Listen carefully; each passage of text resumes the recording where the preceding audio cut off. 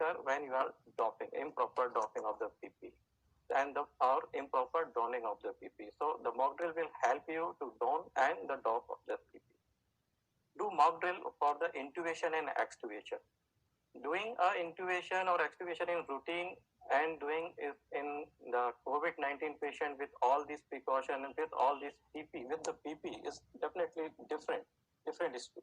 So by doing the mock drill, you can smooth the intubation and extubation process while doing the COVID-19 patient. Maintain the social distancing, hand hygiene and personal protection even in the lobby, in the doctor's duty rooms, and when you are not doing the cases. This is very important for all of us. So coming to the COVID-19 operation theatre, why it is different than the other COVID-19 patient? This theatre is only for the confirmed or suspected COVID patient. In operation theatre, if you have negative pressure, operation theatre is available. This is ideal to take this COVID-19 operation. But we all know that it is not available in most of the places because of the financial issue. So what we can do, we can change our certain things like the laminar flow. We can increase the air cycle of more than 20 cycles per hour. We can change the HEPA filter with with the UV protection. So the positive pressure routine operation theatre can be converted as a compatible for COVID-19 cases. Clear all the non-essential equipment, drugs and objects. This is also because after all cases you have to discard the medicines which are present in the operation theatre. Use disposable airway equipment whenever possible.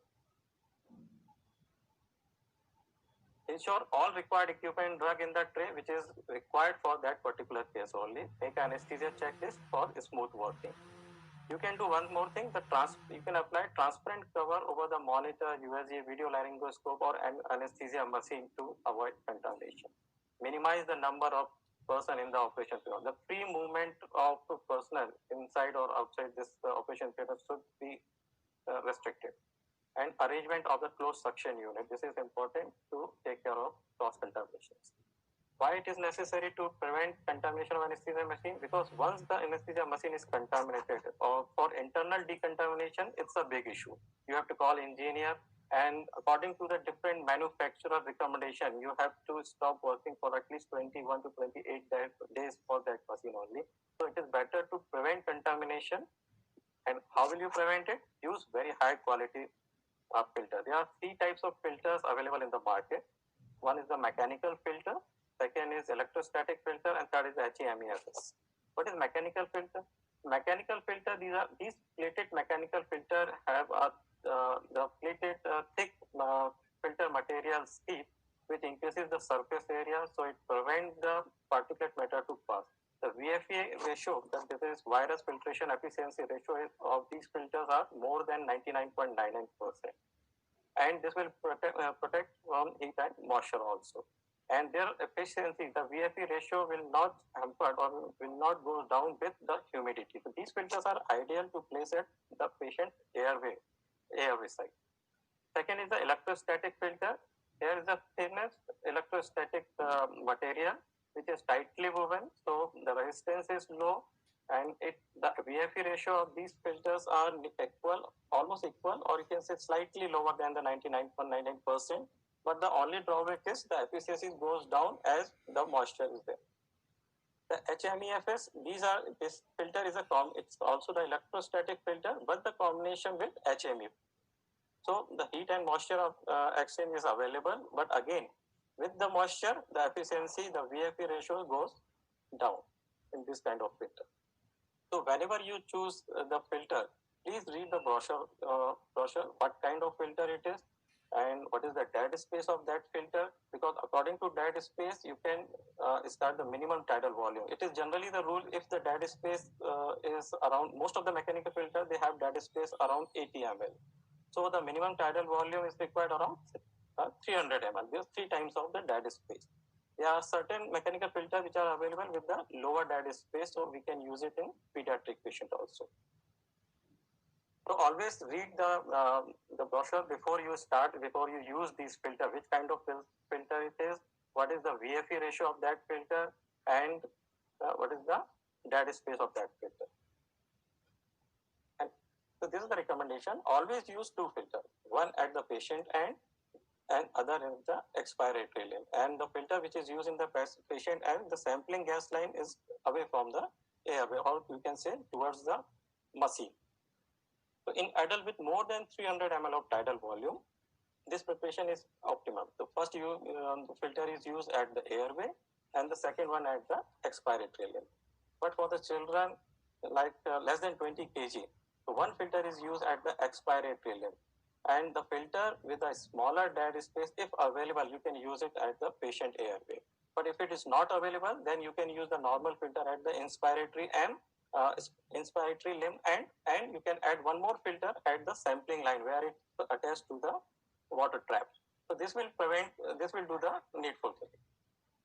These are the different combination according to the filter available. This can be used as according to the specification of the filter and also the patients. This one I'm talking about. Most of the gas sampling unit, they have a hydrophobic membrane filter at the water trap.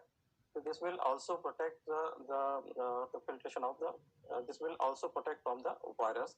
And you can add on one hydrophilic membrane filter that is available in the epidural set. Everybody is using the epidural filter. This is the hydrophilic membrane filter which can be added at the water trap level to added advantage. Now, if you have an active scavenging system, that is ideal. But if you don't have this active scavenging system, you can make some arrangement like the high airflow changes per hour, more than 20 changes per hour. Use low flow anesthesia. Use high quality of the filter in the breathing circuit and the sampling line, or you can do some jugaad like we are doing in our setup. Like you attach one pipe from the AGS system and you just make it outside. You can just place it outside your OR with the viral filter, or you can dip in hypochlorite solution. So the efficacy is definitely we don't know about the efficiency of this kind of jugaad, but at least something is better than the nothing. Decontamination. So decontamination, as I said, that you have to use the disposable items. So all disposable things like the breathing circuit, the mask, the tracheal tube, the filter, gas sampling line, airway, covering sheet, has to discard it after each patient. The water trap and soda line, there is some controversy. The ISC said you should also change this water trap and soda line, but the CDC guidelines say if you are using the effective filter, then you can retain this water trap and the soda line after the surgery is over. The decontamination of all surface with the 2% hydrogen peroxide or the 2 to 5 gram per liter chlorine disinfection or the 75% alcohol after each and every patient. The minimum gap should be around 1 hour or depending upon the air cycle per hour. And hydrogen peroxide vaporizer can add the precautions. Okay. So now comes to the personal protection. The mock drill is very important for the donning and the doffing, for the effective donning and effective doffing also. So there's the donning, the putting on scrubs and the head cover, then perform head hygiene, putting on the mask like N95 or the pepper if you have, putting on inner gloves, putting on the coveralls, putting on the eye protection like goggle or the face shield, putting on foot protection, putting on the isolation gown, and putting on the outer gloves. This is mandatory for each and every person who is present, who are there for the COVID-19 patient surgery. And similarly, the doffing is also important. The separate area should be there and it should be entitled for the doffing purpose only. Now the precautions during transport, a good communication between the isolation ward or isolation ICU doctor and the OT personnel is there so that the patient go directly to the operation theatre. There is no need to hold this patient in the pre-induction area or the or the recovery area or something. The portable tent system with HEPA filter, if available, you can use it, but I don't think so. We have this facility. For the non-intubated patient, patient should wear the surgical mask all the time. For the intubated patient, effective viral filter between the umbu and the endotracheal tube. And the clinician who is taking care of this umbu and the ventilation part should not touch any environmental surface. So there's someone to assign to escort this trolley. Now come to the anesthesia part. Definitely the choice of anesthesia will depend on the type of the surgery and the patient factor. But definitely the regional anesthesia technique is a preferred choice whenever possible. Avoid new technique in experiment. This is very important. What you have learned, what you have mastered, please use it. This is not a time to experiment. This is not a time to start new technique because there are many videos are available. And I remember there one incident when the consultant is doing the segmental spinal anesthesia, which is in trend right now, and just failed to achieve the purpose and then convert into the GA, because this conversion is the worst thing happen in this COVID-19 patient, because this is the time where you basically take this infection. And the last is the give preference to experience. The person who is the most experienced person, who have done lots of intubation, who is very confident about the intubation, please give him to intubate that patient. This is not a time to teach our colleague or our students to please learn intubation in this patient. No, you always give preference to the experience. Now, if you're planning to give regional anesthesia, the advantage is definitely to avoid general anesthesia and associated aerosolization, secretion, and the virus spread. But definitely, this is the unplanned GA should be avoided, as I already told you. And if you want to supplement oxygen, please use the lowest possible flow, that less than 5 liters per minute if possible.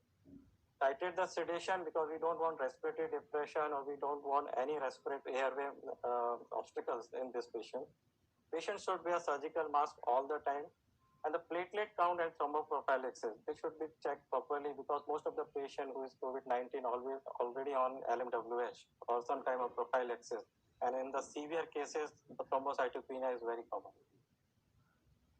For the general anesthesia, the pre-op evaluation, as discussed previously, should be done properly. Prophylaxis for nausea, vomiting, secretion is very necessary.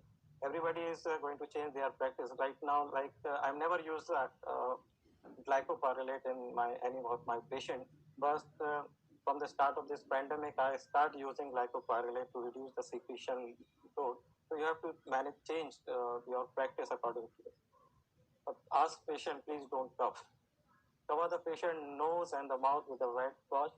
The rapid sequence induction with intubation with precoid pressure is ideal. And hemodynamic stability is very important. Prepare with the IV fluid, vasopressor, inotrope, because in the severe case, they are prone for the hypoxia and hypotension. And the choice of inducing medicine is depend on the patient condition. You can choose a variety of combination, whether it is the ketamine, propofol, or the etomidate, or you can start dexmedetomidine previously also. So this is a different combination you can try. It depend on the patient condition. But again, the medicine which you have practiced earlier, where you're confident, please use it. If modified rapid sequence is required, the low pressure, small volume breath is required, and make a tight mask seal. Use two-hand mask holding is necessary to avoid the surrounding spillage. And you use good multimodal analgesia. This is very helpful when you are extubating the patient, because if the patient is having a good analgesia, definitely the bucking or the coughing is less. So whatever the mode, whether you the nerve blocks or the other epidural, you can use it. Now comes the airway management. The endotracheal tube is preferred over the supraglottic device. The high level of PPE protection barrier like the acrylic boxes or the plastic bag can be used. In my setup, I use this plastic drapes over the bar, and continuous suction is very important in this case to suck out some aerosol. The minimized person, one intubator, one assistant, and one technician. That's what all you need inside the operation theater. You can make make one person as a standby outside the operation theater in PPE. If you required, you can call him. But inside the operation theater, minimize the person as much as possible. Optimization of the patient position and head elevation to ease the intubation process. Create plan for airway management with the backup contingency. The laryngoscope in which the incubator is comfortable, please use it. Definitely the video laryngoscope is preferred, but if you are not using it previously, or you are not well versed with the video laryngoscope, you go ahead with the normal laryngoscope rather than creating a mesh over there. For rescue ventilation, LMA is preferred over the mask, again because this will give you more tight protection.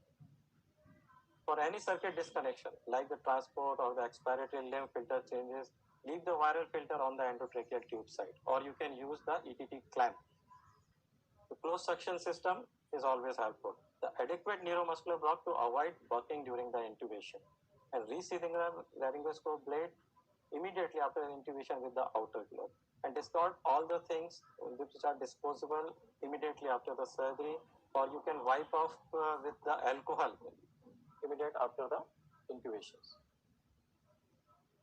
So this is, I think, the intubation part.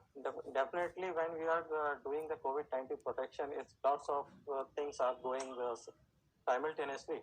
But as I told, if you are doing the proper mock drill for the intubation and the extubation, or the mock drill for the donning and topping, or other things, it will definitely help you to smoothen your process of intubation and the patient management.